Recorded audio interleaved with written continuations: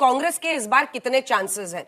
क्या ये अपने पिता की विरासत 10 साल तक सत्ता से बाहर रहने के बाद वापस अपने अस्तित्व को वहां स्थापित कर पाएंगे? एआईयूडीएफ वगैरह से इस गठबंधन ना हो पाना क्या नुकसान पहुंचाएगा, नहीं पहुंचाएगा? पिछली बार विधानसभा चुनाव में लगभग 9.29% वोट आए थे एआईयूडीएफ को, 16 सीटें आई थी 20 सीटों में से।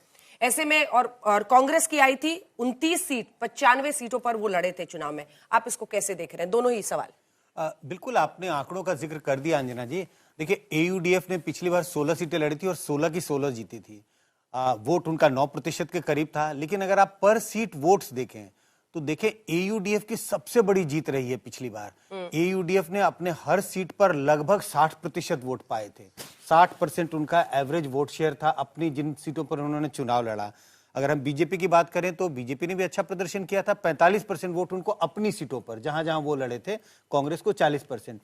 तो भले ही गौरव गोगोई कह रहे हैं कि ये अलायंस का जो इशू है ये सिर्फ टीवी स्टूडियो में या पत्रकारों के बीच में है, लेकिन उन्हें हकीकत को देखना चाहिए। हकीकत, जमीनी हकीकत वो देख रहे होंगे, लेकिन कम से कम कुछ आंकड़ों पे तो नजर डालनी चाहिए। और खास तौर पर तब जब घुसपैठियों के नाम पर पोलराइजेशन, मैं भी हालांकि जो रिमोट जगह है वहां नहीं जा पाई ज्यादा, लेकिन गुवाहाटी अन्य जगह जहां जहां गई वहां पर एक सेंस है, लोग ये मानते हैं कि जो घुसपैठिए आते हैं वो हमारे रिसोर्सेज पर हमलावर है, मतलब हमला करते हैं, वो हमारा छीनते हैं। तो ऐसे में ये आपके लिए फैक्टर काम करता अगर चुनावी एनालिसिस में? देखिए, कई बार होता है, मुझे लगता है कि राजनीतिक पार्टियां कुछ ऐसे मुद्दे उठाती हैं जिनका जनता से सरोकार नहीं होता है। लेकिन बीजेपी के साथ असम में ये बात नहीं है। असम में बीजेपी जिन मुद्दों को उठा रही है, जिस मुद्दे के सहारे चुनाव लड़ रही है, उसका जनता से सरोकार है, जिसका आपने जिक्र किया। अगर घुसपैठियों की बात करें तो वो घर घर भी उसकी चर्चा होती है। आप उस बात का विरोध कर सकते हैं, समर्थन कर सकते हैं, लेकिन वो एक घरेलू मुद्दा है, बिल्कुल हर व्यक्ति के जुबान पर चढ़ा हुआ है। तो एयूडीएफ के साथ अगर अलायंस होता, देखिए पिछली बार क्या हुआ, भले ही कांग्रेस या महाजोत की हार हुई, लेकिन दोनों गठबंधनों के बीच, एक तरफ एनडीए को देख लें और महाजोत को देखें, वोट प्रतिशत बहुत कम था, 1.6% था। 1.6% का सिर्फ अंतर था। लेकिन अगर आप एयूडीएफ निकल गया, वो सीधा गिर करके आपका 9% कम हो जाता है। तो मुझे लगता नहीं है कि कोई कड़ा मुकाबला दिखाई पड़ रहा है, ऐसा लगता नहीं है। ऐसा में कड़ा मुकाबला आपको शशि? नहीं,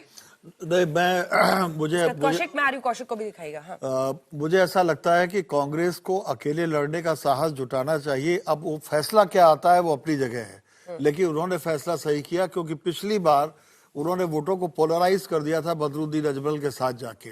लेकिन मैं यहाँ ये नहीं कह रहा कि इससे चुनावी नतीजे बहुत प्रभावित होने जा रहे हैं। हेमंत बिस्वा शर्मा, भारतीय जनता पार्टी का अपना संगठन, प्रधानमंत्री नरेंद्र मोदी की शख्सियत, ये सब मिलकर वहां पर एक स्थिति बनाते हैं। रही बात घुसपैठियों की, असम की बात छोड़ दीजिए, कटिहार से मैं थोड़ा आगे बढ़ा नेपाल बॉर्डर की ओर, तो मैंने एक गांव में रुक के ऐसे ही पूछा कि भाई आप लोगों की सबसे बड़ी दिक्कत क्या है? ये बिहार की बात है। और उसने कहा कि घुसपैठिए, ये लोग यहाँ पर आकर बड़ी बदतमीजी कर रहे हैं, ये उसके शब्द थे। तो कहीं ना कहीं तो ये मैटर कर रहा है। अब इसको अगर कोई पार्टी समझे तो ठीक है, ना समझे तो उसका भविष्य। हाँ, नहीं, असम में लेकिन ये बहुत ही इंटेंसिव मामला है और असम तो उसका सीधा शिकार है, सीधा शिकार है, असम और बंगाल सीधा शिकार है। कौशिक, आज इसी मुद्दे पर आते हैं। 3 सवाल मैं आपसे करना चाहती हूँ, क्योंकि आप असम के हैं, आप वहां की राजनीति को समझते हैं। हेमंत बिस्वा शर्मा और जिस तरह से उन्होंने पवन खेड़ा के आरोपों पर काउंटर अटैक किया, उसके बाद ऐसा लगा कि उनका अग्रेशन और इंटू 100x हो गया। दूसरा, अगर आप देखिए, गौरव गोगोई उनकी पत्नी पर वो आक्रामक रहे ही हैं।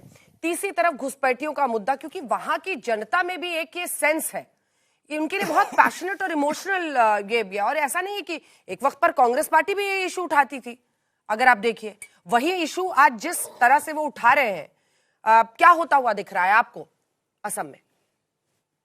नहीं, कांग्रेस पार्टी ने ये इशू नहीं उठाया है, क्योंकि असम में जो घुसपैठियों का इशू है, इसमें एक बात जुड़ा हुआ है जहां पे बीजेपी को एडवांटेज मिलते हैं कि ट्रेडिशनली ये देखा जाता है कि घुसपैठियों की इशू इसलिए बढ़ा क्योंकि ज्यादातर घुसपैठिया इमिग्रेंट मुस्लिम्स है और इनको असम में बैठाया गया है, वोटर राइट्स दिया गया है, क्योंकि वो एक वोट बैंक की तरह काम करते थे।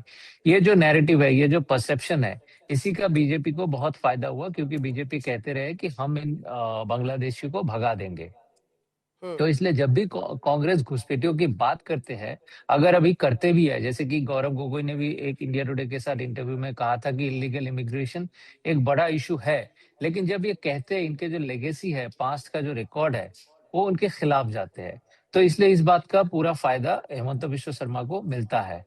रही बात जो पवन खेरा जी ने जो एलिगेशंस लगाए हैं, वो सारी बातें फैक्चुअली इनकरेक्ट है। ये प्रूव भी हो गया। इंडिपेंडेंट जो जर्नलिस्ट है, इंडिया टुडे ग्रुप ने भी फैक्ट चेक किया और बहुत सारे लोगों ने फैक्ट चेक किया। इसका जो एविडेंस कुछ मिला नहीं है, और क्योंकि चुनाव के 2 दिन पहले आया, तो इसलिए बहुत ज्यादा काउंटर जो एग्रेशन आपको देखने को मिला है, वो इसलिए है क्योंकि जब भी कोई ऐसे एलिगेशंस आते हैं, एक परसेप्शन बिल्ड होता है।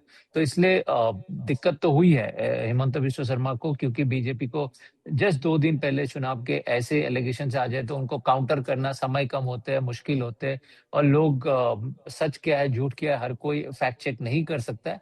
तो एक परसेप्शन बिल्ड होता है, तो इसलिए वो एग्रेशन भी दिखाई दे रहा है, वो डेस्परेशन आ जाते हैं। लेकिन ये बात सच है क्योंकि असम के जो डेमोग्राफी है, 40% मुस्लिम है और उनमें से 99% इमिग्रेंट ओरिजिन मुस्लिम है। तो ये जो डेमोग्राफिक एक चेंज हुआ है, इसके वजह से असम में सुबह, बिल्कुल कौशिक में लौट रही हूँ, असम में सुबह 9 बजे तक करीब 18% वोटिंग की खबर आ रही है।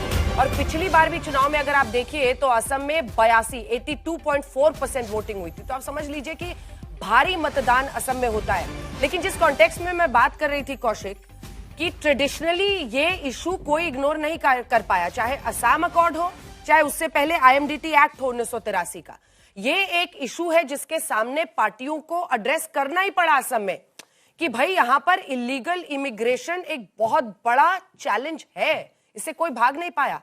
और दूसरी तरफ अगर आज भी आप देखिए असमिया मुस्लिम्स, मैं आज के कांग्रेस की बात नहीं कर रही थी कि वो इसको रेस कर रहे हैं, पहले की बात कर रही थी। दूसरी बात है कि असमिया मुस्लिम जो यहाँ के इंट्रिंसिक मुस्लिम है और जो घुसपैठिए आ रहे हैं, मतलब असमिया स्पीकिंग, बंगाली स्पीकिंग, इसको लेकर भी वहां पर एक जबरदस्त टसल चलता है।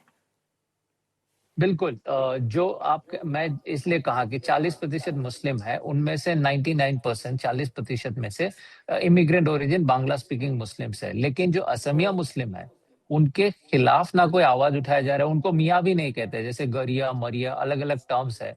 और उनके वो नहीं, खुद नहीं चाहते कि ये इमिग्रेंट्स यहाँ पे रहे, और उतने ही असमीज मुस्लिम भी उतने ही खिलाफ है। इनफैक्ट जो सुप्रीम कोर्ट में एक अर्जी है, अभी भी वो अर्जी है कि 1951 को बेस ईयर बनाया जाए इलीगल मुस्लिम को हटाने के लिए, इलीगल बांग्लादेशियों को हटाने के लिए। वो अर्जी भी एक असमीज मुस्लिम ने ही दिया था। तो और आपने जो जिक्र किया कि आईएमडीटी एक्ट हो या एनआरसी हो, ये जितने भी असम एजिटेशन हुआ, असम अकॉर्ड हुआ, 70 के दशक से ये समस्या असम में है और लोग लड़ रहे हैं इसके लिए। लेकिन इसमें आईएमडीटी की बात एक मैं कहूंगा, और किस लिए कांग्रेस को नुकसान होता है। ये आईएमडीटी एक्ट किया था, ये एक्ट ये था कि आपको अगर लगे कि कोई एक इंसान इलीगल इमिग्रेंट है, कोई भारतीय नागरिक को, तो वो खुद जाके अर्जी देना पड़ेगा, और ये जिम्मेवारी उस सिटीजन की है कि प्रूव करे कि वो एक विदेशी नागरिक है या विदेशी है। तो कोई भी इंसान ऐसे कोर्ट कचहरी में जाना पसंद नहीं करेंगे, क्योंकि जिम्मेवारी खुद का होता है, और अगर नहीं साबित कर पाए तो पनिशमेंट है।